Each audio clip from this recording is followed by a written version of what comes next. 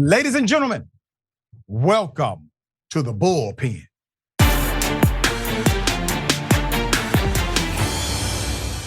Would not hire him for your own personal business. If you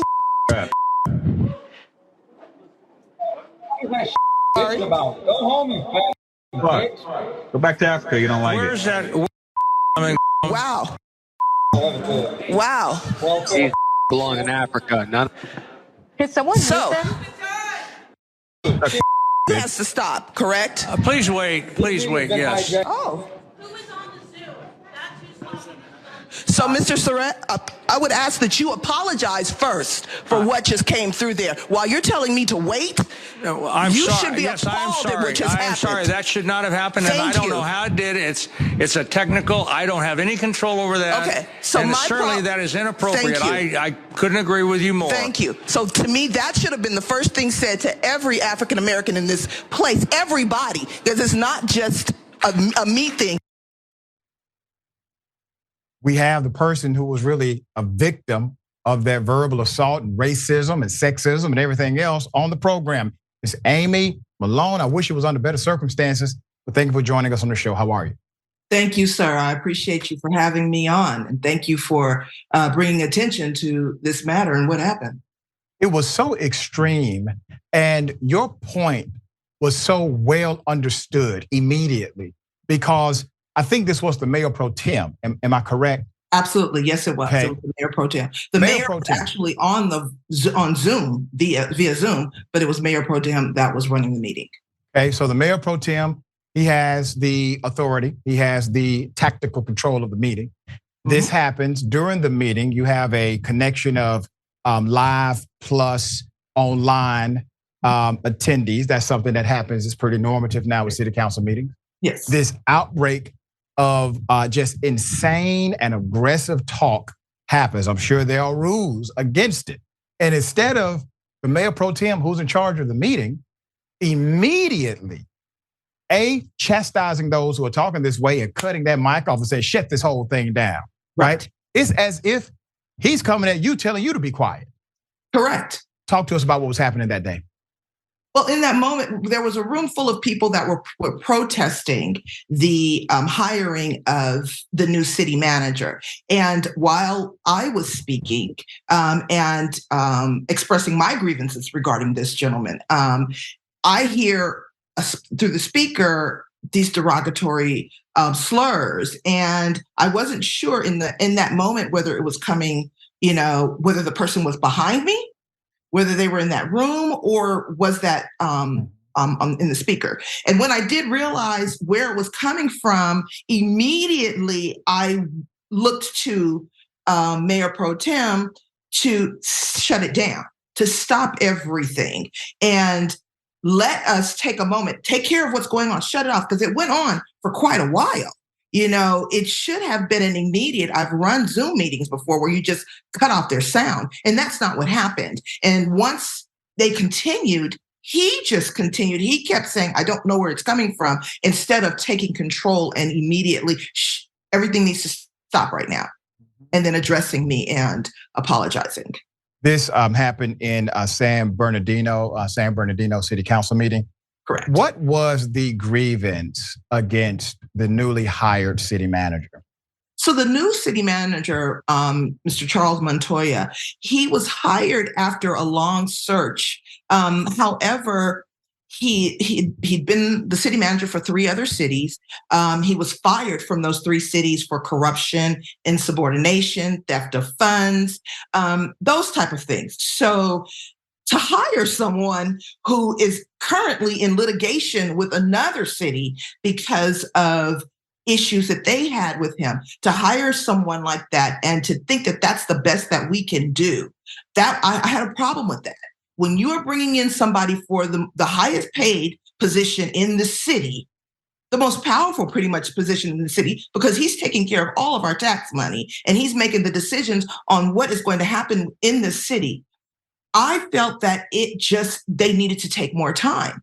We had a temporary person in place. We could have continued with that person, and instead they wanted to bring in someone immediately. And I felt there's got to be a reason When you're hiring someone who has a past like this, either there's ulterior motives going on, something's got to happen. And so for me, our current mayor specializes in human resources.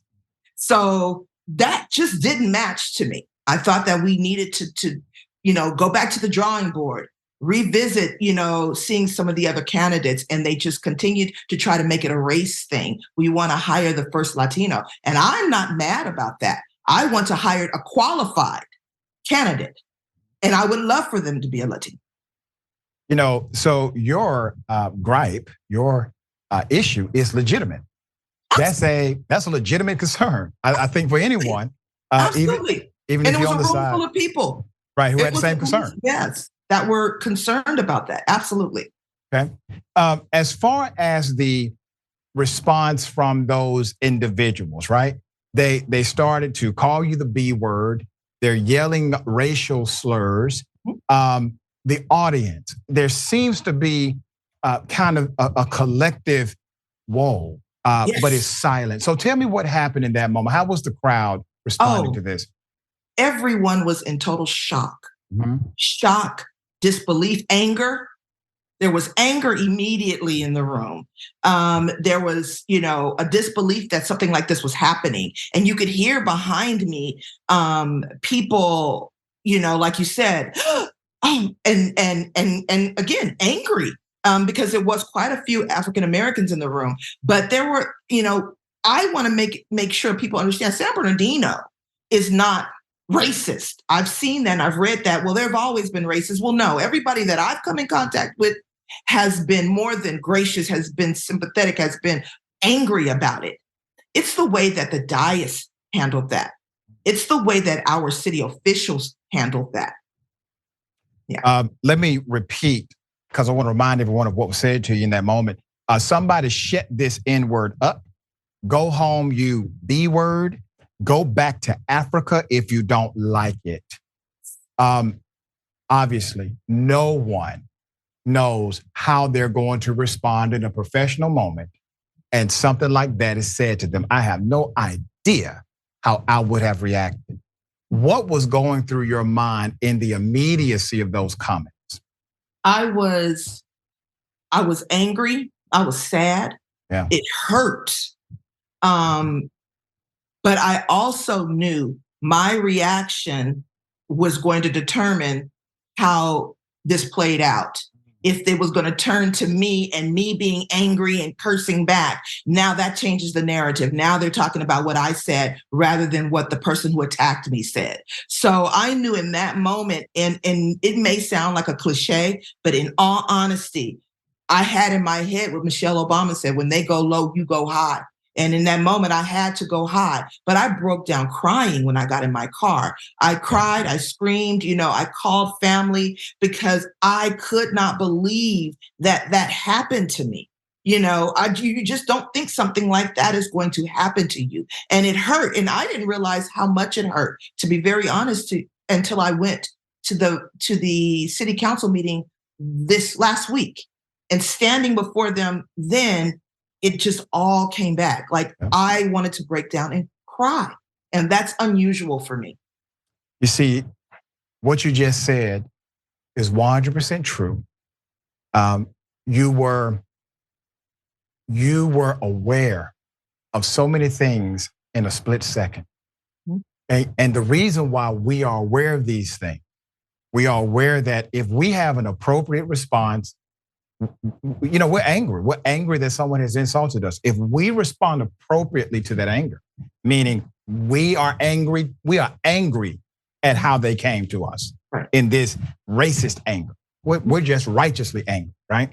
If we respond that way, the story becomes about our response rather than the racism and the insults launched. So you have to know all of this in a split second. And something I tell my college students, that means when we have that response, that means that we're carrying around that trauma without knowing we are carrying around that trauma. Yes. Right. And I think you experienced some of that when you went back to that council meeting. You're still carrying some of that trauma. without knowing. I did not know. I thought I was fine. I thought I was okay. And this is just, look, we have to do this. There's a job now to do. And we have to make sure that we don't allow that to fall to the wayside, continue with this. But just standing in front of them, I just literally inside my stomach just felt empty. Like it just dropped. And, in the meeting, they were, giving their apologies, and it just didn't, a week later, or matter of fact, this was a couple of weeks later, it doesn't feel sincere. It doesn't feel, it's not enough. It's not enough. I needed you to be angry in that moment. Yeah. I needed you to be appalled in that moment. So to come back now and hear this, it even made me angrier, and it hurt. And so sometimes people don't understand that, because a couple people said, well, I appreciate your apology. And that's fine. I'm not taking that away from them, but I know what I needed in that moment, I did not get. And I'm sure so many people that look like me, whose parents, I had older people, my elders who called and reached out to me bawling because it was a trigger. It was something they said, we fought so you didn't have to do that. You never would have to feel that. And it was just the weight of it. What did they end up doing? I saw an update, and I think I provided that update, where they spoke tough and said this would be different in the future. But what actually changed, or what justice was sought? Nothing. I'm going to be very honest with you. Nothing changed. They said they identified the IP address, but I've seen nothing, I've heard nothing about the people who perpetrated the crime. The mayor called me about a week later, I'll say about 5 days later, because she was having a gathering to stand against racism. And even in that, the 3 Black city council members attended. The other 4 chose not to. The other 4 did not attend, and all had reasons they did not. But I just think something like that speaks volumes. Let's talk about that. Okay. What's the racial makeup of council? So 3 African Americans, 3 Latinas, and 1 white man. Okay. And then our mayor is Vietnamese. And when the mayor calls for basically a racial reconciliation type of event, yes, only the Black council members responded with presence. The only ones that came. Those are the only ones that came. Wow. Yes, and that's like a slap in the face as well. So how do you think that I felt when then they had a constructed statement at the last council meeting to say, oh, we're really sorry about what happened. It should never happen.